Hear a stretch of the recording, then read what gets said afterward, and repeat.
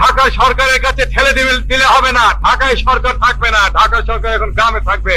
আপনাদের সরকার আশ্বাস দিচ্ছে যে শ্রমিকদের স্বার্থ সব সময় অক্ষুণ্ণ থাকবে। 1981 সালের 30 মে ভোর কয়েক মিনিটের মধ্যেই চট্টগ্রাম সার্কিট হাউস পরিণত হয় রণক্ষেত্রে। কিছুক্ষণ পর দেশের আনাচে কানাচে ছড়িয়ে পড়ে এক হৃদয় ভাঙা সংবাদ, শহীদ হয়েছেন স্বপ্নদ্রষ্টা রাষ্ট্রপতি জিয়াউর রহমান। ৪৫ বছর পেরিয়ে গেলেও সেই রাতের রহস্য ও বিতর্ক আজও ইতিহাসের এক অমীমাংসিত আলোচনায়।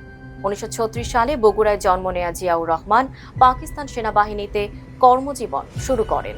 মুক্তিযুদ্ধে জেট ফোর্সের অধিনায়ক, স্বাধীনতার পর সেনাবাহিনীর শীর্ষ কর্মকর্তা আর পরে বাংলাদেশের রাষ্ট্রপতি। জিয়াউর রহমানের রাজনৈতিক ও রাষ্ট্রীয় যাত্রা আজও বাংলাদেশের ইতিহাসের আলোচিত অধ্যায়গুলোর একটি। 1977 সালে রাষ্ট্রপতির দায়িত্ব গ্রহণের পর কৃষি, পল্লী উন্নয়ন, জনসংখ্যা নিয়ন্ত্রণ, স্বাস্থ্যসেবা, পল্লী বিদ্যুতায়ন ও আঞ্চলিক কূটনীতি সহ বিভিন্ন ক্ষেত্রে নানা উদ্যোগ নেন তিনি। তার সময়ে 21 পদক, স্বাধীনতা পদক, জাতীয় চলচ্চিত্র পুরস্কার, পল্লী বিদ্যুতায়ন কর্মসূচি এবং সার্ক প্রতিষ্ঠার উদ্যোগ আলোচনায় আসে। তবে তার রাজনৈতিক উত্তরাধিকার নিয়ে সমালোচকদের একটা অংশকে এখনো বিতর্ক করতে দেখা যায়। একদিকে তার সমর্থকরা তাকে আধুনিক বাংলাদেশের অন্যতম রূপকার হিসেবে মূল্যায়ন করেন, অন্যদিকে সমালোচকদের মতে তার শাসনামল নিয়ে এখনো ইতিহাস ও রাজনীতিতে বিতর্ক বিদ্যমান। সবকিছু ছাপিয়ে রাষ্ট্রপতি জিয়ার সততা ও দেশপ্রেম সর্বমহলে সমাদৃত।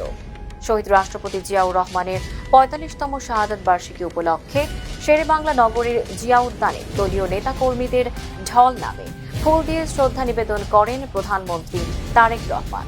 এ সময় তার সাথে ছিলেন দলের মহাসচিব মির্জা ফখরুল ইসলাম আলমগীর, স্থায়ী কমিটির সদস্য গয়েশ্বর চন্দ্র রায়, স্বরাষ্ট্রমন্ত্রী সালাউদ্দিন আহমদ, বিএনপির সিনিয়র যুগ্ম মহাসচিব রুহুল কবির রিজভী সহ প্রমুখ। Tanjiba Naorin, face the people.